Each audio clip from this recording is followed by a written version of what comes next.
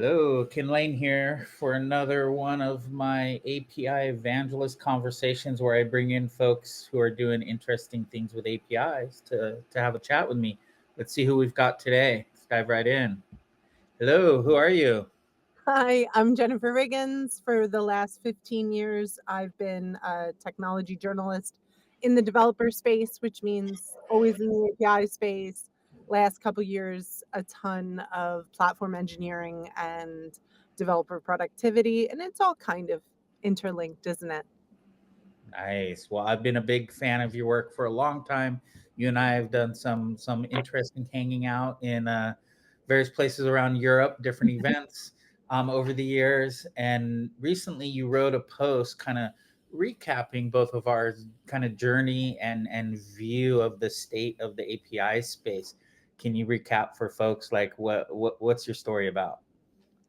Yeah, definitely. There was an anatomy of API report that came out. It says 2024, but it seems very relevant to 2025 and just came out. And the idea that, well, we've been chatting about this skin for like 15 years and it seems kind of the same. Maybe 15 years ago we weren't mentioning the word API because we needed to sell the business value, but it's reached a point where we have such API sprawl that we need to be educating business, or business should know the technical term API and its importance anymore. But there, it's just a lot of the same, and we have this. It's reflected in this platform engineering where we're trying to condense because of platform engineering. We have too much tool sprawl. Well, we have even more API sprawl, and then not shockingly, it's spreading even more because of the AI of it all. And companies don't know what APIs they have, what APIs they're connecting to externally, what are public or private APIs. I think like 10% you had said during the Treble webinar about this are actually public APIs, but then they can all be not almost all of them be reverse engineered. So they're mostly public. And then it's just getting worse. And it's all about, it feels like it's always the same thing I'm writing about. In a way, for developers want more documentation. They want more discovery, know who owns what already exists in a company to, save money and time. They want to be enabled to reduce technical debt, but they don't want to reduce technical debt nor write documentation. It feels like it's just the same thing. We may be calling it platform engineering, but a lot of it's API management. There's also the only way developers want to consume platforms is via an API. It's kind of this rigmarole that keeps going around, but at least the people are good in it, and we want to make developers more productive, yet often we are not listening to developers when they tell us what they need to be more productive. And APIs are at the core of all of that. Yeah, it's one of those things that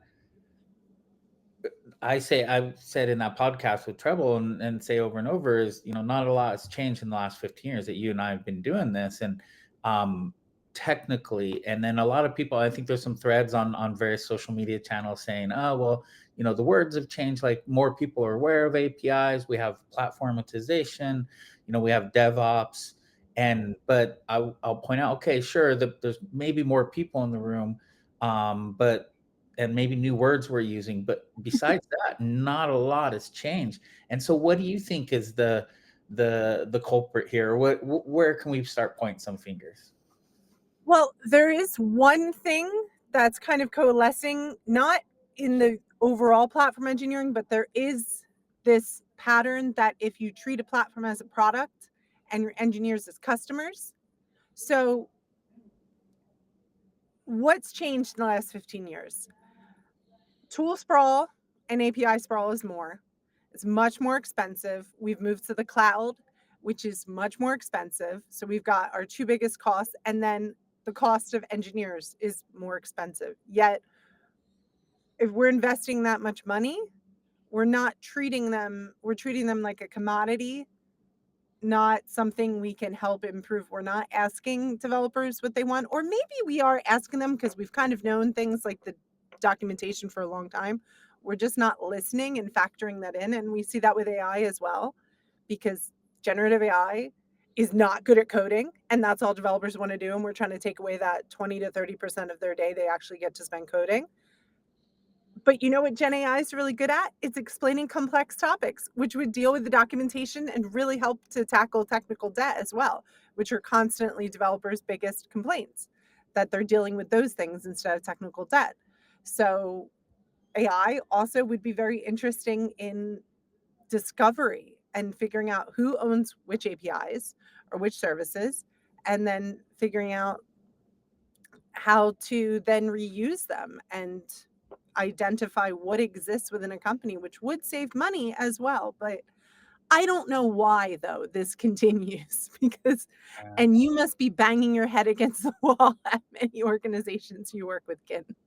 Well, I mean, we'll get to I wanna get to the AI and the people part, the Yeah. labor part of this. I think there you said some really interesting things, but, I'm usually not the rosy optimist and looking for the good. I'm usually the darker voice in the space, but I'm gonna actually pull something positive and maybe something that's changed out of what you said is it used to be called API management and bundled by Apogee, Mastery, 3Scale, this and MuleSoft.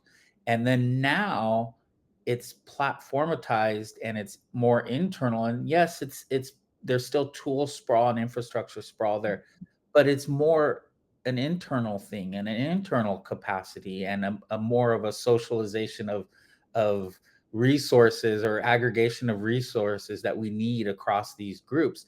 So that sounds actually like maybe a positive move, but I think because of some of the venture capital and some of the AI stuff that maybe we're not it sounds like you're saying we're not having as productive of conversations about the people and this work as we should be. We're not, but there have been wins, like with documentation. The Dora report did say this year that the biggest win, if you have a 25% increase in generative AI, it leads to a 7.5% increase in quality of documentation. That's a huge productivity win. But then on the other side, 50% of AI generated code has bugs, but it's harder to debug because the developers didn't write it all. So it's just about, I think if we adopt this platform as a product mindset where we have a team, whether you call it the DevOps team, the platform engineering team, the API management team, whatever you want to call it, but that truly understands that their internal developers are customers and you're trying to improve, that should unlock better API security, better API management, better developer experience across the whole software development lifecycle.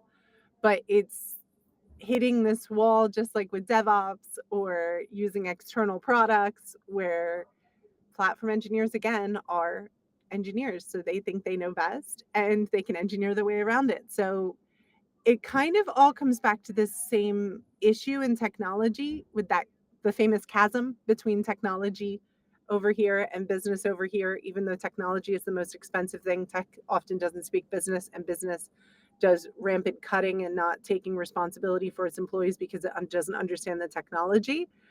That maybe this time we need to, if business is not going to tech up, tech has to business up. So they need to learn things like user experience design, user experience research, and your users are your internal customers, which is good because they'll probably tell you more honestly what they think and what they want. You just have to listen. Yeah. Yeah. I mean, I think this is that intersection I've been chasing for the last couple of years is the technical governance of APIs and taming that sprawl.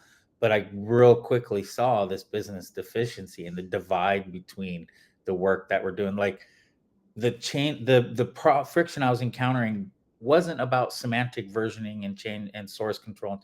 It was the fact that our priorities changed from quarter to quarter based upon some crazy business decisions, and no one was talking about that. Mhm. And so I don't care how good we're at governance or source control. It didn't matter because those business people weren't in the room. And so is the current notion of DevOps and platform going to be able to build bridges with business and product people, you think? Or is this I'd hope. I don't know if that's true. If platform teams can enable reusability, same with if API management teams could have enabled reusability, I think that cuts costs logically and increases speed to market. But it all comes down to the success of measuring your developer productivity, whether it's APIs or DevOps. Agile, we forgot that keyword in that 15-year historical timeline, or platform engineering. You have to be able to prove your value. And that's about fully understanding the business goals and then tying to it. OKRs are a little better at this, but I don't know many companies that really understand OKRs. But Mhm. the idea that your team goals, because individual goals maybe for self-improvement are great and all, but not great for in a time of layoffs, but like team goals meet the division's goals, meet the department division goals, and start building up. And that connects to overall company goals. That's really valuable. But the problem with APIs is we still haven't fully educated that. And it just all comes back to that uh, chasm, where we're not talking across those two things. But one of those two things became the most expensive division in the majority of companies. Yeah. And that hasn't changed. That dialogue hasn't opened, which is kind of wild. Well, most expensive and most valuable, I would say, in the same motions. And so that's not being. I don't think we have a ledger on that and an accounting on that. That's and it. I think FinOps and cloud spend reflects some of this as well as no one will argue cloud's super valuable to business, but our spend's crazy out of control. So Mhm. I think yeah, I'm not convinced that engineers, as you said, is going to be able to cross this divide and do the work. I just don't see engineering groups that I work with as having the people skills to work with product owners and do it. I see more people coming from the business side and going, "Hey, I'm not afraid of this APIs. I don't need to go down the rabbit hole and get all technical, detailed, but I feel like it's got to come from business and they've got to tech up just a little bit, just slightly, just to not be afraid of GitHub, just not to be afraid of YAML, and then we'll build from there. But maybe I'm wrong. But APIs are the way that could also enable them to build dashboards or to understand Mhm. that Uh, transparency and to get transparency into that. So APIs are the solution. It's just people have to know how to use them.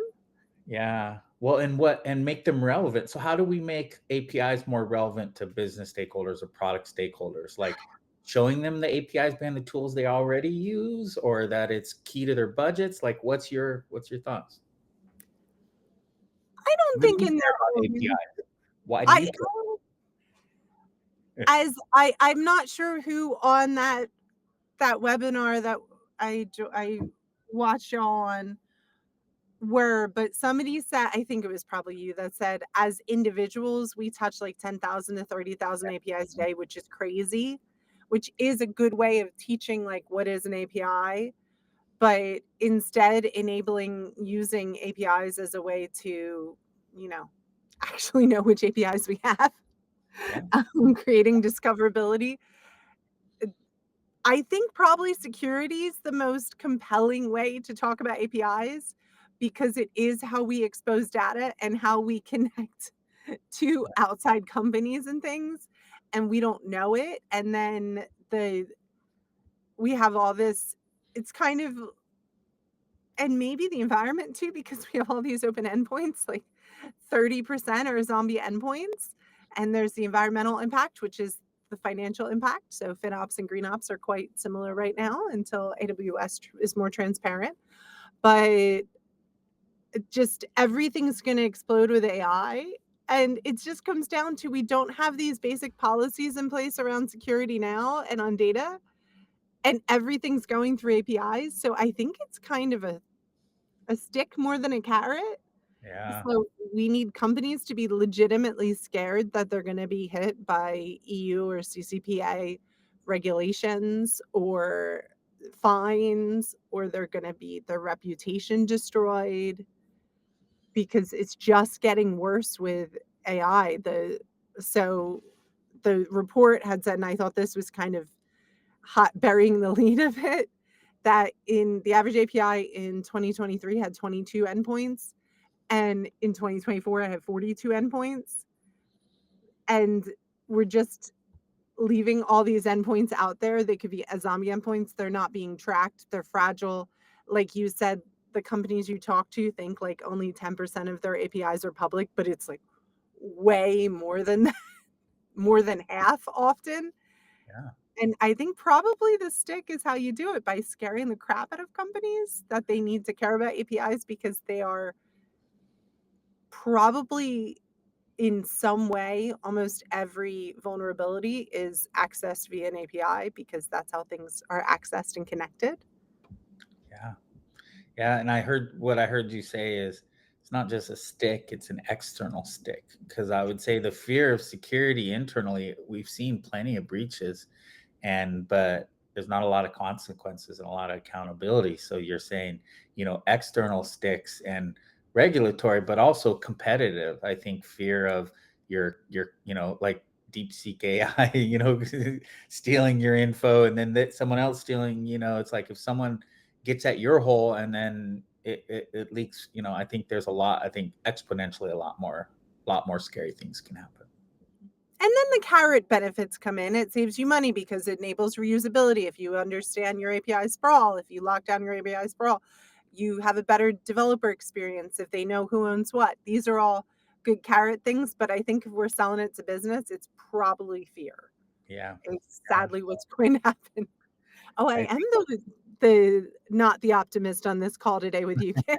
it's totally switching. I'm usually dark, and you seem a lot more rosier and brighter. But I agree, and I Darker mean, I appreciate you coming by, and I think we need to work on series of these stories. How can we do this on a regular basis to help people kind of see? Because I think the challenge with AI, and let me know your thoughts, is it feels like everything's moving faster and crazier and intense, and it's all this progress, but it doesn't seem real. No, and it's bizarre. I just read the statistic. So 2 years ago, there was 30 some percentage of companies had AI policies. By the end of last year, only 42% of companies had AI policies. We're on year 3 of this big, I know AI has been around for decades, but of this generative AI. That to me is wild, that you do not have a policy in place. You do not have ethical reviews. You do not have how you use this. Oh, even systems now that GPU is not that expensive again and it's widely available for now. Just have it on your own computer, not on the internet. Stop training this massive project that is highly profitable that you're not getting profit from. Your loss of your licensing, your risk if you're using a certain open source license. I'm calling you right now from State of Open Con, so open source is on mine. But on the other hand, if your software is proprietary and you're using it to train, once the Samsung hit and we knew that Samsung's like, we're not doing generative AI, like was almost 3 years ago now. It was in May 2022, I believe. And since then, not much has changed. So your AI, your API policies, your platform, these all interlink, that you have to have this thought that you're connecting with an outside world. Nothing's locked down and you don't know what's connecting out there because your API sprawl is still there. So you need to know what you have, but you also need to talk to your engineers so you're enabling them in the best way. Amen. You're speaking to the sprawl that I live and breathe in every day. Good stuff, Jennifer. Thanks for coming by and having this Sure. conversation with me. Come by anytime, Yeah, and everybody should read the article and, of course, the report. Thank you so much, Ken, the API Evangelist. Have a great day. Jennifer. Appreciate it. Yeah, preaching to the choir here. Jennifer and I have been seeing this over and over. It's nothing new. I'll share the link to the article in the show notes, and we'll definitely get Jennifer back to have more conversations down the road. Thanks, everyone.